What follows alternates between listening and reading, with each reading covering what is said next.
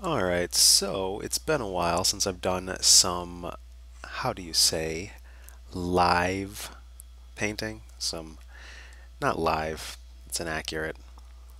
What I mean to say is it's been a while since I've done some real-time recording and had live voiceover during that recording. So while I am a little bit rusty and I haven't yet warmed up today artistically, we're going to try this. We're going to see if we can get something interesting to come out that's not completely and utterly awful and makes you feel like you have cramps in places that cramps should not go. So I think we're going to try and just get rid of the white canvas here. I'll just kind of run you through a pretty simple process for starting a painting, and then maybe we'll do some grayscale to color. So first I'm just eliminating the white. White's very hard to cover up. It's the highest value in the value scale, so we don't want to start working on white typically. There's always exceptions to every rule, especially if you know how to actually wield your tools and your fundamentals, then you're in good shape as you decide to, make those sorts of choices in the beginning, and you'll be able to get away with it because you know how to work backwards from white, which is the highest value. In this case, we're going to start with gray, and I don't like the first marks I make, so I'm just going to get rid of it. Again, warming up. What else here? Just trying to find my flow state. Sometimes it takes a second, and by a second I mean 5 minutes. So for the sake of the video, if it does take that long, I will totally cut around it. But if it doesn't, we should be able to get something interesting happening fairly quickly here. You notice I'm just kind of blocking in some S curves and some C curves. This is just a nice motion to get the hand warmed up. It is totally and completely, utterly optional. However, I do recommend being able to make shapes like this just because it's good for things like hair, flowers, very flowy things. And it is just a lot of fun, to be honest. Like, I could turn this into a jellyfish, I could turn this into somebody's crazy hair, I could turn this into, any number of things that this sort of texture could describe.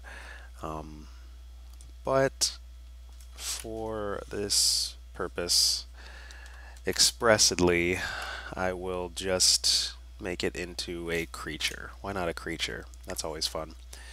So, I'm just going to start with some nouns and adjectives because that'll give me some direction moving forward when I continue the drawing, and that will allow me to have clarity in regards to where I'm going so I don't spend forever noodling and not really getting anywhere as far as churning out a reasonable sketch goes. So I'm going to start with the noun creature, which is super broad and gives me a lot of room to work with. Another noun I might use is, let's see, we got creature. What's a good noun? Like rock, but I don't want to do a rock creature, so maybe let's not do that one. Um, I don't know. Let's go with something like, hmm, I guess rock is fine. Let's just do rock, so I'm not just sitting here. And then, how about black? Black's a good adjective. One more adjective would be nice. Let's go with flowing. So we got creature, rock, black, flowing. And now I actually have something to work off of. I have a scaffolding. I could just sit here and doodle until something comes out, but I like to add a little bit of structure even when I'm working super loosely like this. So that is just one way to establish something so you're not just kind of gripping at things. I get a lot of emails or comments, and in the Power Painters chat room, which you can find in the description box, it's a Discord server. People talk about not being able to create from imagination or create from their heads. And admittedly, right now on my other monitor, I have some reference up that I just kind of like to scroll through for inspiration. But essentially, it's just another muscle. It's just another drawing muscle, like drawing these flowing shapes. Creating stuff without any idea and starting to solidify your idea as you go is another muscle. It's not always just about doing studies. You can start to use applications of those studies, and or just stick with some themes, and those themes will carry you very far because there's a lot of depth and breadth to be had when you choose a specific theme. So right now I'm just going to focus on getting some sort of figure out of these nouns and adjectives. So I'm going to start with creature, so I know it's not going to be completely and utterly human, which, I mean, let's face it, this right here, not the most human shape you've ever seen. Then we got rock, and I think of things like golems, or golems, however you want to pronounce those. I think of, you know, maybe something with sort of a rocky texture like lizard scales. There's also black and flowing. Now, black is pretty easy if you want to just use a really deep value to get that adjective across. And then we have flowing, which again kind of is already there, and I'm sort of in a flowing state as far as the marks I'm making go. I might not even paint this one, I might draw another one just because I want to convey multiple concepts before actually committing to one and making it look kind of cool. But I'm not hating this. However, I think I will want to shrink it down so I can get a full body thing going. I'll probably crop it later over here. So one thing to note about the picture plane is that it can always be subdivided. And you can use that for things like measurement. You can use that for things like planting your crops. That sounded so weird. Planting your crops. No, what I mean is planting your crop. So like if I'm going to crop the canvas like this, I know that I could subdivide the canvas into this cropped section here. I don't want to do that yet because all my adjectives and nouns will go away and they won't be top of mind anymore. But at the very end, I'll probably do something like that. So right now, we're just going to gesturally sketch in this figure, this creature, and I'm going to give it multiple arms because that is an easy way to sell the creature idea. It's just so much more creature-like because humans, we have a very specific set of limbs, most of us anyway, if you're fortunate. And when it comes to creating creatures, the rules, the ideas, the concepts can sort of shift a little bit. You know, it doesn't even have to be humanoid, but since I've been drawing mostly humans lately, so we're just gonna rock with that. I mean, I'm not hating where this is going. Probably gonna have sort of a more motivated pose. Like, it's gotta have rock and black, so gotta figure out how I'll implement that down the line. But for right now, let's just continue to kind of generate the figure. And I'm using super thick lines because I'm not worried about my line work as I'm going to be painting this guy. I'll turn those lines into values later on, shapes. So it's not really about, you know, getting super crisp or clean lines at this point. It's more just about getting the idea out and refining it later. What's really tight, at least I think so, is to use non-human anatomy on otherwise human things. You know, like there's the idea of a satyr, you know, various kinds of goat people, the cloven hoof beings, and that's always really fun to implement because it's not going to make us think human as much as it will creature because it's a mixture. I like the large head. I like my general proportions for this. Proportions being the measurement of all the different body parts against one another and how they are aligned in relationship to everything else. So he's got some short legs, some long arms, and kind of a big head and a kind of a meaty little core or torso. And I gotta start throwing some rocks in here though, somehow. I mean rock. Rock doesn't necessarily mean rocks, you know, it doesn't necessarily mean boulders. It could mean like the music genre, I suppose.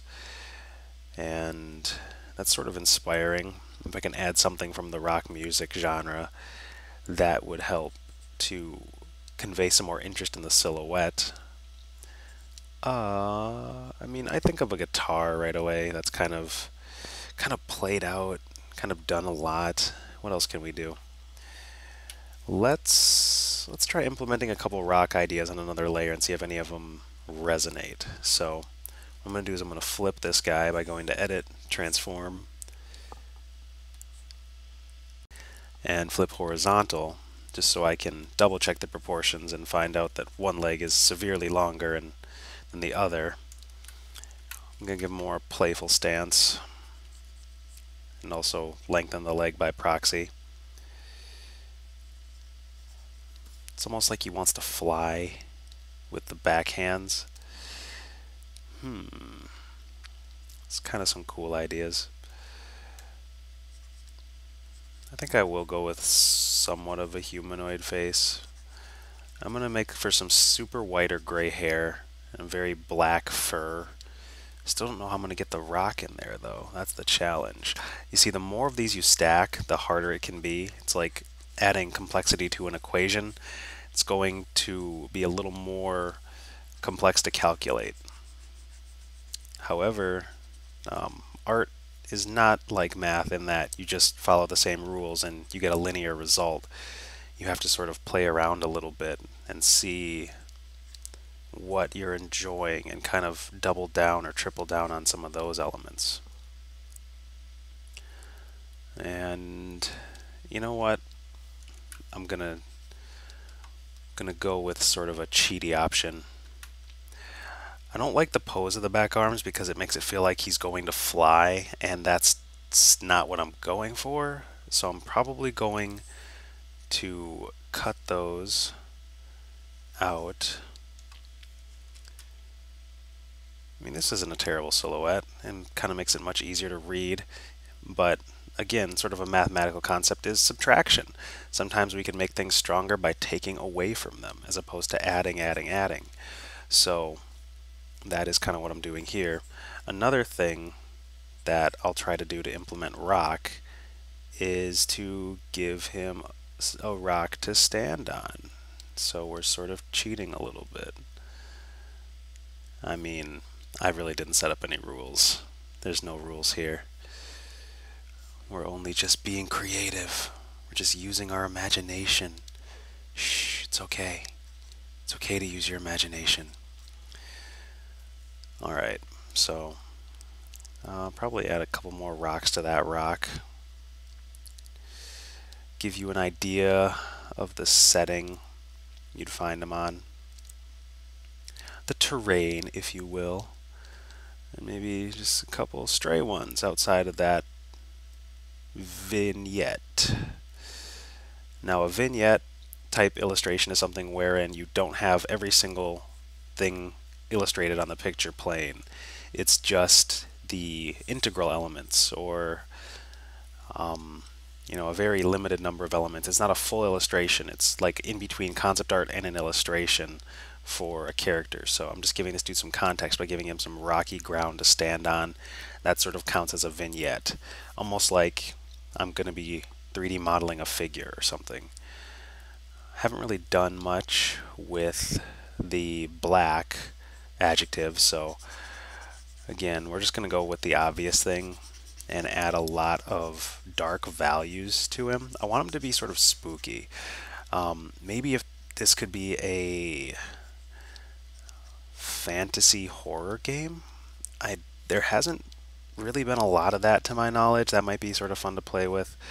So I'm just going to give him a super dark silhouette and give him some fur down there to cover up any sort of anatomy we wouldn't want to see. We don't want to make him indecent. I mean, that's scary. That is scary, but I don't want to get banned from YouTube. So anyway, so that is how we can start implementing black, is by darkening the values, but they're not pitch black. We're going to save the darkest value for something interesting, something that will make it extra spooky. Like the eyes, those being pitch black, that could be pretty freaky, especially if it's looking downward at you. So, well, one way to convey some pretty spooky body language is to look down at somebody with your chin, like point your chin downward toward your clavicle, toward this bit right here that kind of makes the stirrup of your shoulders, and look up at them. Tell me how that looks. Tell me if it makes them comfortable and makes them feel like everything's going to be okay. It's not. This is just not the kind of way you want to look up at somebody. It's just, it denotes several different things, and most of them aren't pleasant. So we're going to go with that. We're going to use the deepest, darkest, blackest value in the eyes, like some super beady dark eyes that just absorb all the light. That's creepy. I didn't go into this with the intent of making horror. I am just being completely spontaneous as to what I'm generating here based off these adjectives and nouns. I'm forcing my creative muscle to kind of move in a couple different places. I think, again, some white hair is going to make for an interesting contrast, especially if I put it right next to the super dark eyes. That is going to give it contrast. And again, that creates a reason to look at it. And it also creates a focal point, because there's a big shift between super dark eyes and super bright hair. So I could imagine sort of a surreal forest with horrific creatures. Maybe not like Eldritch horror, like H.P. Lovecraft, who was a terrible racist man, by the way. Just throwing that out there, just so everybody knows. He was pretty awful. Great, I mean, made some great work, but also super racist. Anyway, Eldritch horror, sort of supernatural horror. You know, there's some good elements in there, like interdimensional, gross, could be pretty fun to play with. So I guess I'll draw from some of that as I'm moving forward. Black is going to be the eyes. Maybe he has a black little like chest bit, but that's so overplayed. Like, oh, let's cut a black hole in the chest. I mean, you see that a lot. There's a reason. It's because, like, oh, it doesn't have a heart, it's a sociopath, it's crazy, whatever. I think the dark eyes are good enough.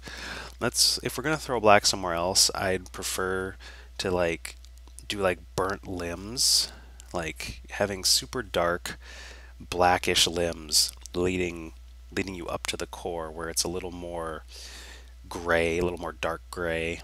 And again, this is just a way of parsing values. It's a lot of fun to know how to slide up and down the value scale, because then you have a lot of room to play when it comes to your creative endeavors. So some super dark hands, like why would you want these super dark black hands to touch you? You wouldn't. They're just so, it's like the light doesn't even illuminate them. They're just nasty, and he's in a pose and he just looks ready, like he's just up to no good. So we'll start with some dark hands, and since I'm all on one layer here, I'm gonna, oh, the soft brush, not what I want. I'm going to erase some of this because I'm working opaquely, or fairly opaquely. I mean, there's transfer on. If I open up my brush menu, you see that there is, in fact, the ability to control how much paint comes out of the brush with my pen pressure. We don't want updates right now. We're painting. And so I'm not working completely opaquely. That'd be if I turn this guy off and just, so that there's no opacity to the brushstroke. It's all completely opaque. What I meant to say, there's no transparency. So that's good for certain effects, but oh man, I actually really like that. Let's bring that back. Let me just grab this for a second. I've got an idea here. I'm going to drop this into my dude. I'm going to try and work this in. So as I was saying, If you turn that off in the brush menu, then it will just give you fully opaque strokes and you won't have any transparency to sort of take and create transparent strokes that you can build up form with. It's just going to be one dark form. So this is kind of neat. I want to find a way to maybe install this shape somehow. And this, I'm checking his silhouette up here by looking at my navigator, which you can get by going to Window, Navigator, and that bad boy will come right out. It'll show you your crisp overview of what's going on in the picture plane. And I'm kind of digging this because it breaks up the silhouette and gives him some curves, gives a curved shape. And I don't have many straights going on, but I'm not too worried about that. I can throw those in later. But this curved shape is nice, so I'm going to keep it. And we're going to probably just duplicate it in case I don't like what I'm about to do. Duplicate being, the shortcut is Control J or Mac, Apple, whatever it's called, Apple J. You will duplicate the layer you have currently selected. I'm going to get rid of some of the tangents. He could be wrapped in like some sort of strange, I don't know, like a root, like some format of vine. I mean, I don't want to hamper his movement. He's like tiny, he's got to be fast. He's got goat legs so he can dip, but just thinking out loud here, just trying some stuff. This is why we're still in the concept phase. The more I solidify this, the less I'm going to change, so I'm going to need to play around at this point before I really commit to too many things. I suppose I could have those kind of coming off of him,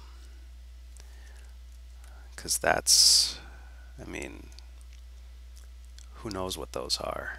Maybe he's like infected and there's like an interdimensional leech that's just phasing in and out of his body, and that's what's driving it crazy. So you enter this realm, and these awful deep black creatures that don't belong in the dimension that they're in have come to wreak havoc and possess and change and become parasitic to whatever is in that particular region.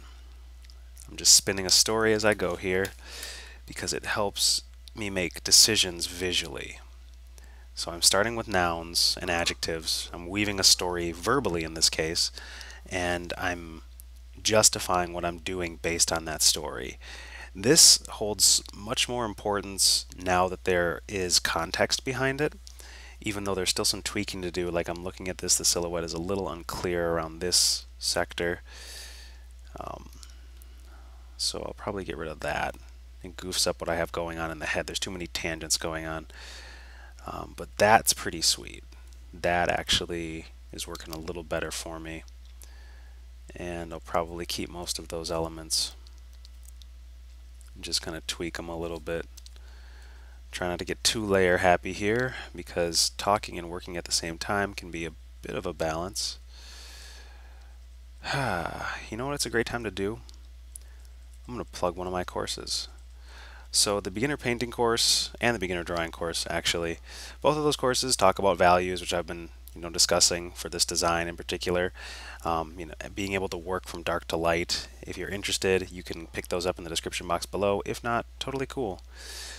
That reminds me, I have to update my mailing list because Europe is creating a new Data Privacy Act, which is super rad, but also creates more work on behalf of people like me, very small businesses with only one person, which is okay because we want everybody's data to be secure. I want my data to be secure, and I don't want people to send me stuff and do bad things with the information that they grab from the internet.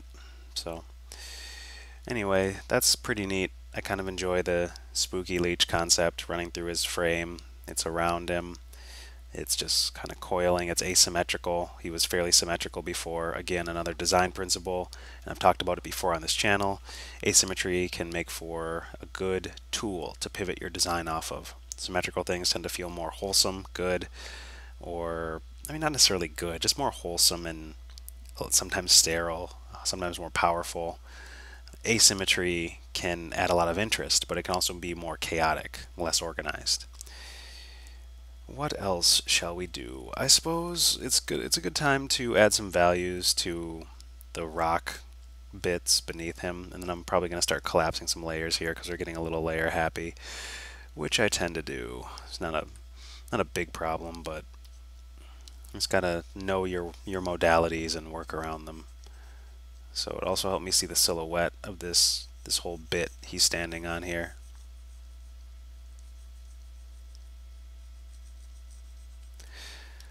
Oh yeah, I guess it was a good time to talk about it during the little rant about the new Privacy Act that's going into place currently. But if you would like to receive updates on the stuff that I'm talking about now, art and good things and what's going on with Power Painters, please go to the description box, sign up for the mailing list, you get free tutorials, yada yada. I never sell your data, I never do weird stuff like that. Sometimes I will offer you some of my courses at a discount, but that is probably the most that you will get as far as a pitchy thing goes. So I'm just trying to make a living, man. No, but in all sincerity, I appreciate all of you who have ever purchased the courses. I give feedback as much as I can. If you've sent me your assignments from those courses, then you're watching this video, you're like, oh, he has given me feedback. He's actually a decent being and tries to get back to people and doesn't just not actually follow through on it. Because as a business, as an artist, which is sort of a weird zone to play in, by the way, if you're thinking about, not just being a freelancer, being a business and an artist is definitely a weird zone to play in. I'll just say that. Your customers or the people who buy your stuff are your lifeblood, right? Those are the people that are going to hopefully become your 1,000 true fans, and they will help you make a wonderful living financially if you just take care of them. You just solve problems for them. You just show them you care, because everybody just wants to be cared for. We just all want to love and be loved. And I stole that from Ross Tran, but I'm like, that's a really good thing, Ross. We do want to just love and be loved. And it feels good. It feels really good to feel like you have a purpose, and that purpose is helpful to others. And this guy, his purpose is not very helpful. He's not a friendly guy. But that's okay, because we'll make him look cool. And it's okay to be not friendly if you look cool. Right? Right.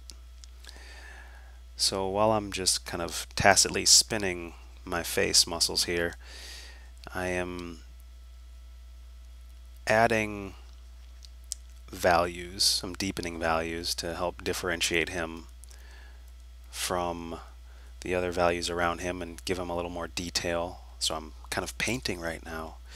How about that? Let's make those hooves super dark, crispy, scary little hooves. It's always running around, stepping in things he shouldn't. Unmentionable things. I don't know how long I'm going to do this for. How long should I polish this up for? I've already been doing it for 28 minutes. God, it feels like I've only been doing this for 15. This is why I love art, you guys. Time just flows like water through my hands, and then, oh God, please don't crash. I haven't saved. Help. Oh, spinny wheel. Don't you do it. Save. Everything is laggy because I'm recording. It's gonna be okay. So what I'm gonna do, since I've been working for an hour and I'm sorry, a half hour time. Since I've been working for a half hour and want to take a little wrist break, look at this from a different angle in the room, maybe respond to a couple texts I've gotten, I'm gonna pause right here and you'll see me come back, and then we will finish this guy up as like a little speed paint concept. So, all right, beloved Power Painter. So we're back.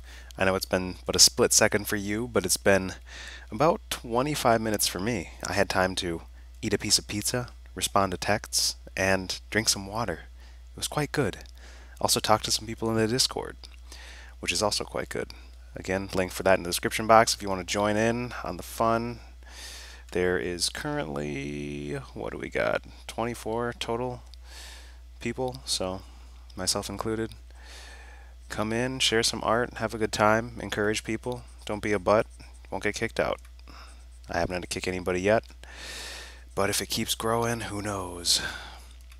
So let's talk about finishing this guy up for the purposes of the video here. What I'm thinking is I will be, I'm just looking at some of my reference here. Again, just for kind of inspiration and general ideas. I'm going to give him kind of a lighting scenario, polish up some of the details, namely the face, because that's the most important thing we're going to identify with. And then I'll just kind of crop it, give it a little bit of ambiance and effect, just for added visual flavor. And there's really no fast way to, I mean, there's a couple of fast ways to color it. I might try to add some color too. So that's kind of the checklist moving forward. Why don't we zoom in for the first time during this video and start to work on that aforementioned face. You see how things have a nice big read? There's a big rough read to all of it. What I'm going to do is start adding some detail because the big read is working.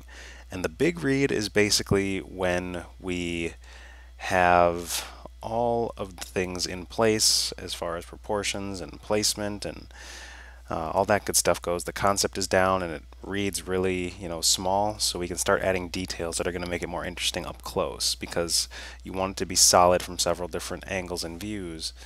That's just how I like to parse really potent art, is that it holds up from a number of angles, and if you flip the canvas and whatnot, it all looks good. So that's what I like to use as a benchmark for whether I'm getting close to something I can call done or if there are still mistakes to eliminate. I'm going to take his rocks out from the folder so they don't get merged down. The rest of it I'm pretty comfortable with just saying merge group. So there he is, separate from his rockland, and I can polish that up later if need be, but let's talk about this face. So we're going to need to establish a light source. I'm just going to go with kind of top down. I've already sort of got one established as I've shaded under the chin here. And that means that I'm going to have to start thinking about the planes of the face. Now the planes of the face are the surface planes that are going to either be catching light or they're going to be falling into shadow or any kind of mixture of those things. So I'm thinking more of like a sprite, like he's sort of a, how do I put it?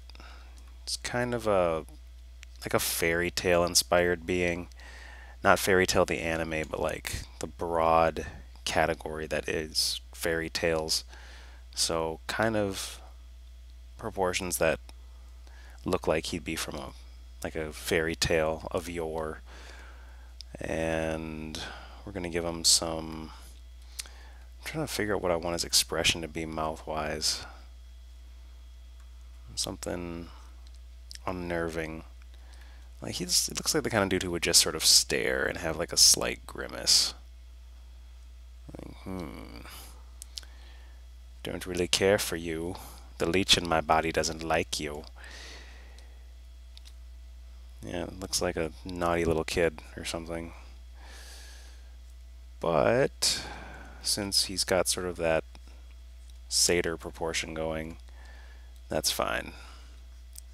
We'll pop out some light for the cheekbones so we can get some definition going there, make them look a little sunk in, like that awful interdimensional leech is feeding on his life force. It's not good. It's a bad parasite. So even though he's got rounded features, we're going to sink him in a little bit, give him some sunken cheeks. And pull out some of the cheekbone planes. Give him a little highlight on the nose, help pop that to the front. Keep those eyes super dark and spooky. Maybe even just add a little extra nasty, a little extra sleepiness, a little extra nutritional deprivation. I'm being so mean to this character. I'm turning it into just definitely a no bueno type thing. Could he be grumpy enough to actually furrow his brow? Is he really just, ugh, he's not having it. Not necessarily want him to be mad. I mean, yeah, just sort of a little bit furrowed. Not like he's super upset. It's just maybe in pain. Maybe there's a mixture of some pain in this being. Of course there's pain. He's got a nasty leech thing in him. Let's rough in some ears here. I'm doing this all in one layer. I would have liked to flick back and forth. That's why I start new layers, so I can check if I'm making progress or if I'm making things worse. But we'll just have to trust that things are getting better as we add more detail. I'm just pulling his forms forward now. Some sunken cheeks, top part of the lip, bottom part of the lip, bottom plane. Yeah, there we go. I like the super dark eyes.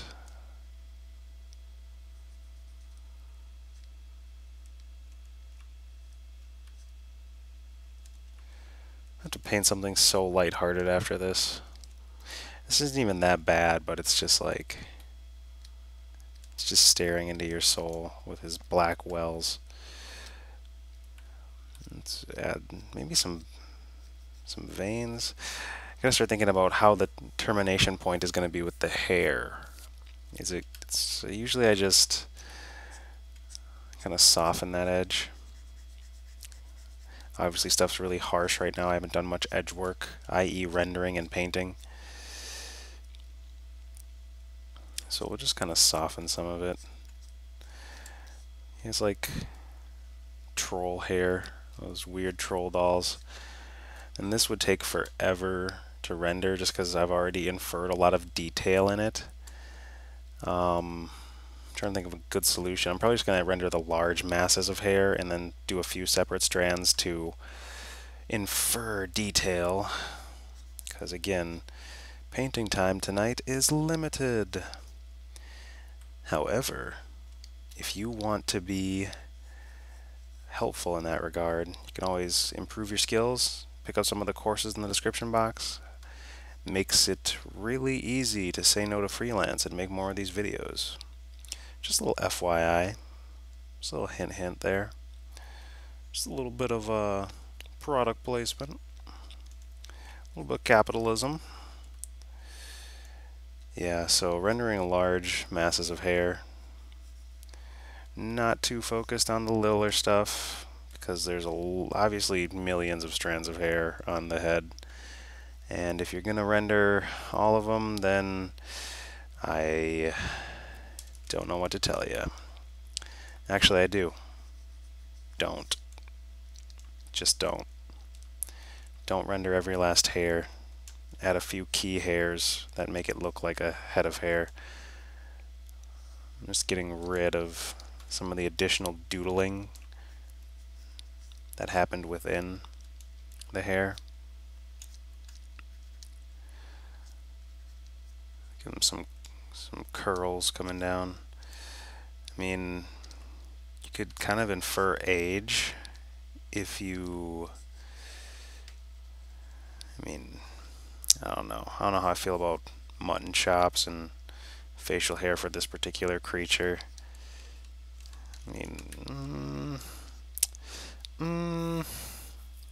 See, this is why we make other layers. I'm not really feeling it. It frames it okay, but I'd have to play with it. I'd definitely have to play with it. Like, it's like, oh, well, I suppose you could give him a real beard. Give him an actual beard. Makes him look like he has magical elements, like maybe he was the tribe leader and he was magical, and then the leeches came and things just haven't been the same. I don't hate it, but I don't love it, and if I don't love it, it goes away. I like the spooky little troll face better. So, yeah, but he's not a troll. He's more of a satyr thing because of the feet. But satyrs have facial hair, but I'm not playing by every single rule, obviously. So there's some facial detail inferred. It's not super rendered. We're not going to go overkill with it. But what it did do is add some more layers of complexity and interest, and also give us a focal point, because that's important. Your images should have focal points. What are people going to look at and why? I mean, we can really push stuff. The more lines you add, the more exhausted you make it feel. You start casting shadows like the plane of the nose. You can age him by, oh man, he's just so grumpy. I suppose I'd be grumpy if I had leeches inside me. So yeah, I mean, I think the grumpy is a good look. Let's keep him good and grumpy. Let's start rendering out some of this other stuff. Start figuring out some of the other anatomy business, because obviously you can see these edges are super loose, and there's not a lot of clear definition, and that can be undesirable for our concept. And you see like the general overall feeling of this image hasn't really changed, even though I've rendered out the face. From a macro perspective, things are totally the same. It's just about having that focal point, something to connect to and figure out. So let's go to the body layer and duplicate it real quick. What I'm then going to do is start erasing away the parts of the silhouette I don't want. And I do this strategically to help me shape what I do like about it. So, for example, some spooky little pointy ears. That helps to bring those out. This one would be darker. In fact, probably the whole side of this face would be a lot darker given the lighting scenario I chose. Not a huge fan of it though. Sometimes we can cheat stuff. I'll keep the ear, leave the face. Then we'll start chipping away at the silhouette again using just the hard round brush, which is most of what I use these days because I can focus on painting and mark making as opposed to trying to control the brush or learning to wield the brush while painting. If there's a brush you're already familiar with or is just very simple, that's a great way to just keep things minimal. You don't want to be fighting your tools as you're working. That's just not the way to creating things that you enjoy, or having a process you enjoy for that matter. Let's do some large shadow shapes. It's already kind of established some of the shadow stuff. I'm going to sink this in some more.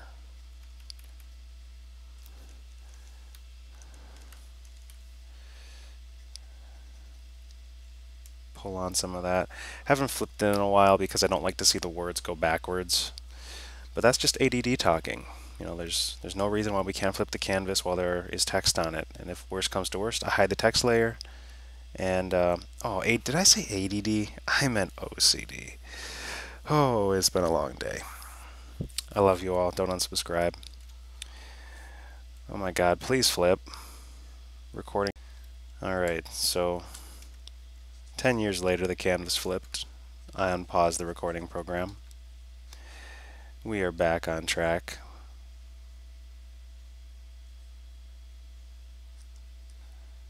I'm seeing other opportunities to implement rocks now that I've been working on this for a little bit. Sharpen those ears up, make them look dangerous. I can put rocks in his body. Like some sort of hard, crunchy, strange rocks. Like kind of a natural armor. Which makes it all the more impressive that the leech got in there. How do you get around all the rocks that are infused in this magical being's frame? I'm just gonna pick out some select areas I want those rocks to be. I'll make them dark so you know they're a different value and thus a different material because I don't have color to separate them right now.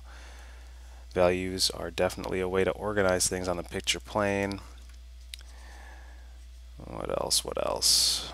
What else do we need to do to make this look good and bring it to a closer degree of finish? I'm just kind of flattening the values and simplifying them, and then going back and sort of pulling the forms back out because I had a rough gestural idea of where I wanted things to go, and I have to now play cleanup because I started sloppy, and if you finish sloppy, then it's not a good look. Let me know if you enjoy the sort of casual talking or if you prefer a more dry academic kind of thing. I know my voice is a little dry sometimes. I'm not like overly animated about a lot of things until you meet me in person, if that ever happens. If Power Painters ever gets to that point where we have a gathering or a meetup, holy crap, that'd be crazy. But yeah, let me know if you enjoy the more casual sort of addressing it here, because otherwise I'll just go back to what I was doing before, which is very straightforward, very much not about the personality, more about the just sort of bare bones fundamentals. Although, on that note, I have been thinking quite a bit about the future of the channel. I haven't monetized it to a degree where I'm attached and have to do a certain thing. You know, like I have to be this, have to be X, otherwise income drops. It's just been more of like a good way to pay it forward and create some cool content and maybe get a couple people to enroll in the courses and help those people more directly. But I am just starting to figure out like how am I going to distinguish what I'm doing over here in the Power Painters Corner from what everybody else is doing, you know, from what the amazing things that Bobby Chu is doing at Schoolism, or the super cool videos that I'm gonna say it wrong. I mean, I know it's like it's Ahmed Al-Duri. Oh man, I apologize if you ever watch this video, good sir. Med. I'm gonna say Med. I don't I don't know him like that, but it's just easier to say. Or what he's doing, you know, all these there's like this mixture going on right now, and why would you watch something unless it brings a twist, you know, unless you really enjoy it? And I obviously don't have access to like super high caliber industry artists that I can just bring on for the podcast. And I'm kind of like I'm super bad at reaching out to people because I did it when I was in college and I got no responses, and so now there's this fear in me that's like even though you're decent at what you do, they don't want to talk to you, man. Like they're so busy. You don't matter. Nothing matters. I'm totally kidding. Being a little dramatic. But what I'm essentially saying is that I am trying to come up with a unique key. What differentiates Power Painters from everything else that's going on in the YouTube or art talk education content funnel thing? What is that thing? And how can I really capitalize on it? And by capitalize, I don't mean make buku bucks. I mean just really bring it home. Really rely on that differentiator.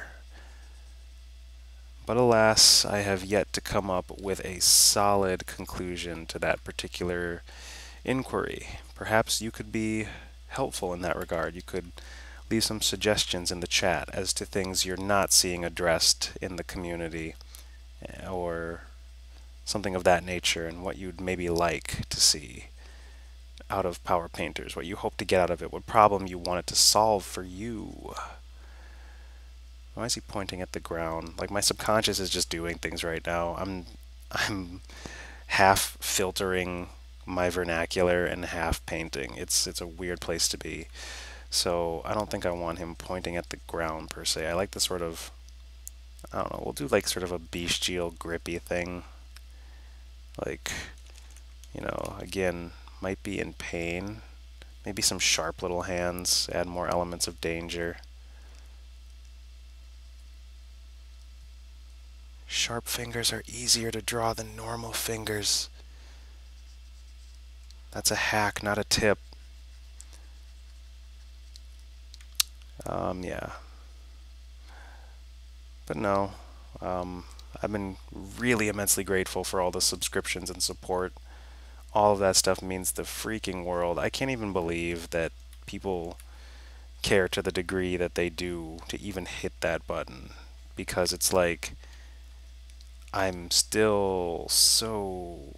I still feel very nebulous as to what I'm doing here. I've just been pumping out content since 2013, and eventually enough people enjoyed it that I could start rolling out other options. And it's been kind of a cool journey, but I've never crystallized it into like a clear mission statement. So something I'm trying to do lately, just so I have more clarity in regards to my actions moving forward. It's too easy to be indecisive. Let's see, gotta redo this hand because it's sort of bum. It's gotta match the other one.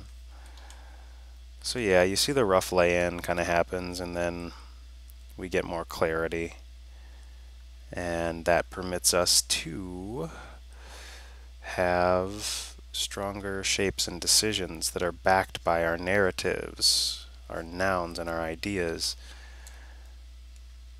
God, this dude is so grumpy.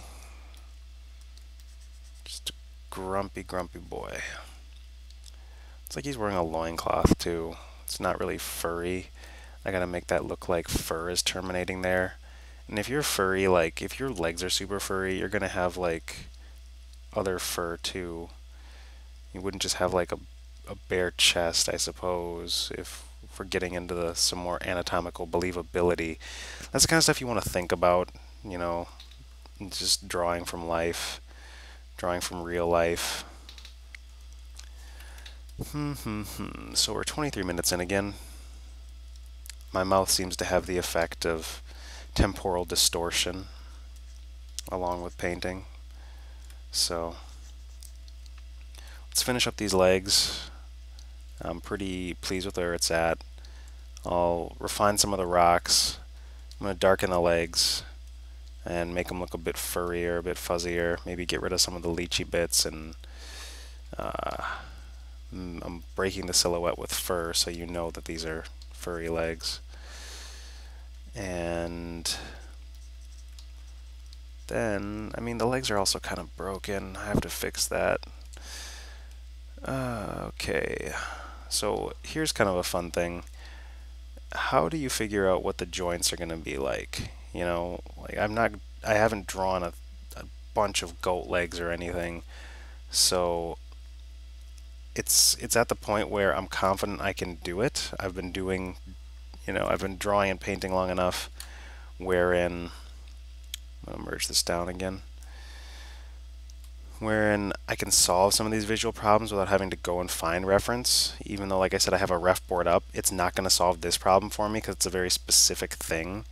So at this point, I'm going to have to zoom out and do some cutting and pasting just to mess with some of the overall stuff. The overall stuff that's helpful. Some cutting and pasting to create a better overall believability among the limbs. So like we're getting a little noodly right here. You see like this curve. It's definitely not as straight as it could be, which is definitely helping me give a feeling of less structure. Straightness and straight lines give more structure, and I think that that's one of the big things to solve. Again, it's a little bit broken, but I'm probably going to need to bring this one upward a little bit.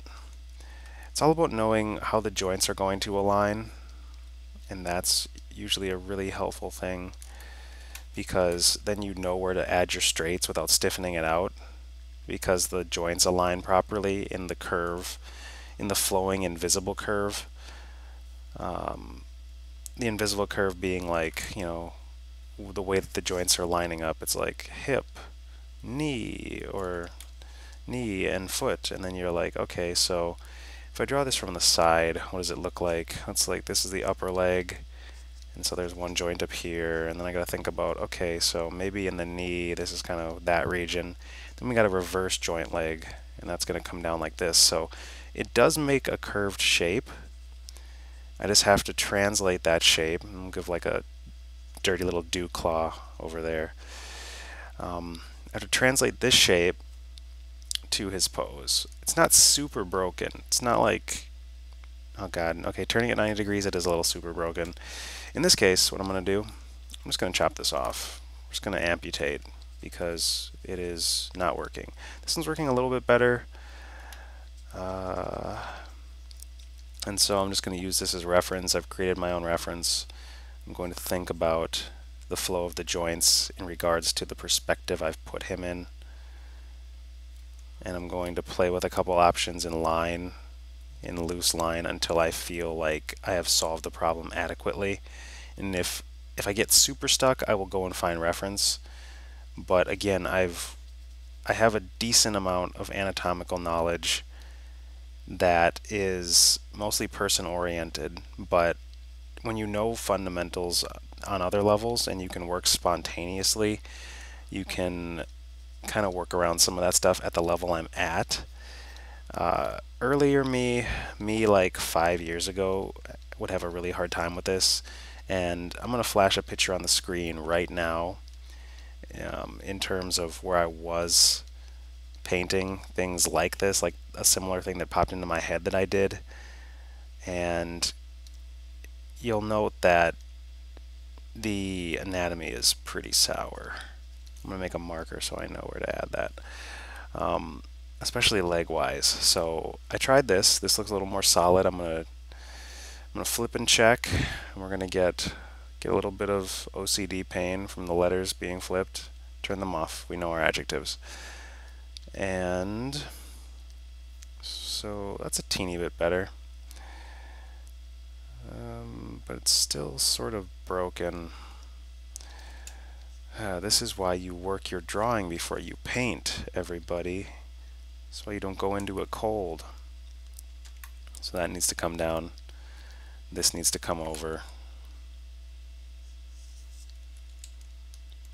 To get that proper joint flow going.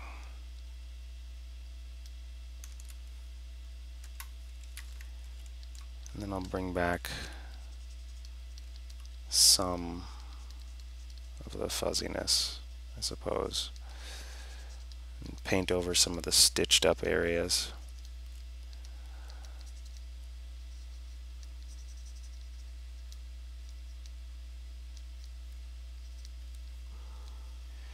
Yeah, I mean, it's not perfect, but it's a sketch, so I'm not going to worry too much about it.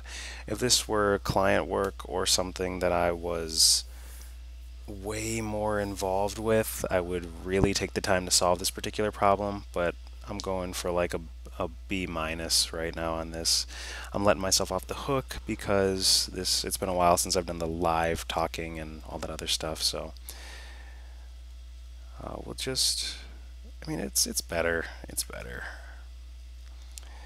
And our director would probably beat me up a little bit, but that's why I work for myself. I should make a video on pushing yourself, though, and then that by proxy will force me to do it. It's funny, you kind of have to trick yourself after a while into getting better or to doing more, getting outside your comfort zone, technically and otherwise. This dude's got some dark rocks in his body.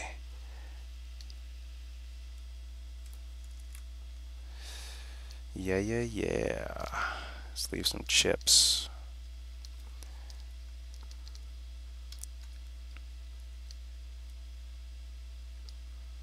That's kind of tight. See, the details I'm adding now are much smaller. I'm more concerned with some of the littler things now because I've afforded myself that luxury by working on the bigger things. And I've just kind of pushed and polished the forms a little bit. I think we're almost ready to try and make this a bit more presentation oriented. The hair is still incredibly rough, so trying to figure out a quick-ish solution for that. And it's the only place where that super white value is, so you have no choice but to look here. Although it does kind of bug me that it's the only place where the white value is. Usually you want to pepper it at least one more place. In this case, I think I am going to... I mean, we already established that the mustache beard thing is not going to fly. We'll try some stuff moving forward. Right now, I'm just, for the sake of the video, I will just start cleaning this up. So get rid of, where did I do it? See what happens when you have too many layers, kids? Get rid of this. You saw the flow, you saw kind of the thinking behind the problem solving. Is it on his layer? It is. Get out. Now, going to very quickly and very roughly add some values to the bottom plane that he's standing on, the rocky plane that we gave him for presentation purposes. So I just merged all that together, locked the transparency with the question mark key. I'm going to start darkening some things. Kind of play to my light source a little bit, which again, kind of like that, kind of coming from this angle. And obviously where he is, there's going to be a lot of shadow because he's standing there blocking the light like some sort of evil leech-possessed creature. And the rest of it, I'm just going to like add a hard dark edge, make it seem dimensional. Know the plane shifts because light's not hitting it.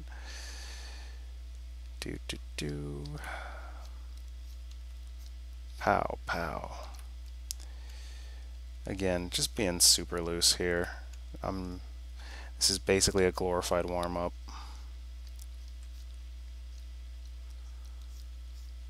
Just push some texture into it with some brush strokes. It's like I'm shading it in pencil or something. Adds another layer of verisimilitude.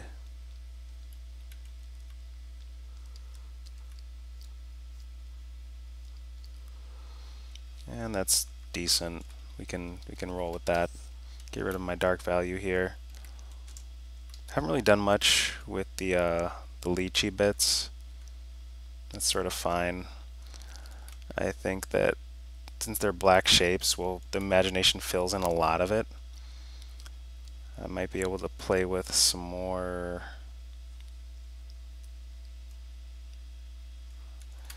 kind of curves and ideas of where it would be going. I like it coming from there. I think we go a little too creepy if it comes from his head.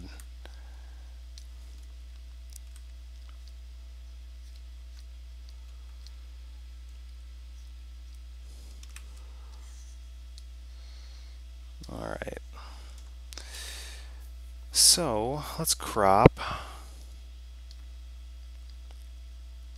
It's going to be a pretty square crop, which is a bit odd, but I don't hate it. Yeah, it's alright. Get rid of all that other space because it's not really necessary.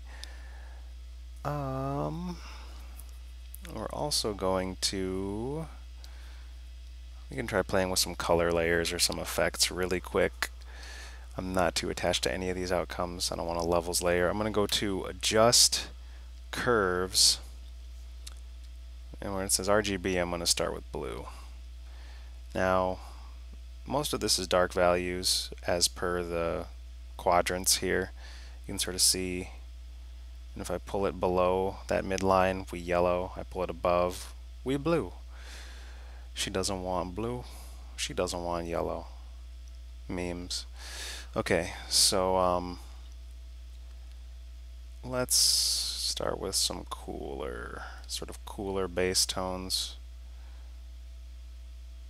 That's working pretty good for me in the blue sector. We'll go over to green. Let's see what we can push around in green. Purple him? Do we want to purple him up? What should his base tone be? Kind of like a desaturated feeling for this one. I'm not going to really blast the colors since I enjoy my values. How much red do I want to implement? I think sort of naturalize things a bit with the red. He could be pretty spicy. Dang, that's super spicy. It's too spicy. That's fine. Keep it. I mean, they lightened him up a little bit because it's a curves layer, and so we played with the values. Gave it kind of a different feel, kind of a cooler feel. This is warm in comparison, color temperature speaking, color temperature wise. And what would concept art be if there wasn't some sort of background gradient? So let's play with that a little bit. He's not opaque, so it's probably going to look a little weird. You can see some of the sketching around him. And that's a super dark gradient, so I'm going to knock down the opacity just like that. That's much more feasible. It's much tastier. Kind of plays down some of the whiteness in his hair too. I'm feeling pretty decent about this for a warm-up sketch while talking, which to me it's become kind of natural over the years with friends in cafes and sketchbooks. So I hope you enjoyed the video. Here is the final result of Mr. Grumpert, the leech-infested fairy creature, satyr dude.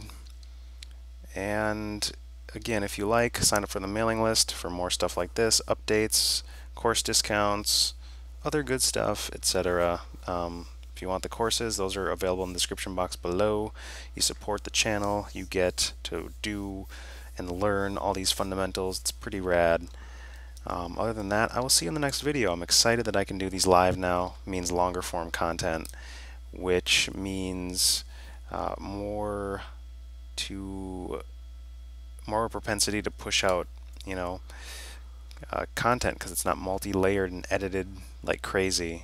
It's just long form, and you can see the process evolve somewhat organically, like you're at a workshop. Anyway, I appreciate all the support, Power Painter. Subscribe if you haven't already. Hit the little bell. That's what everybody else on YouTube says to do, so I guess it's a good thing. I love you lots, and I will see you in the next video. Join the Discord if you want. Bye-bye.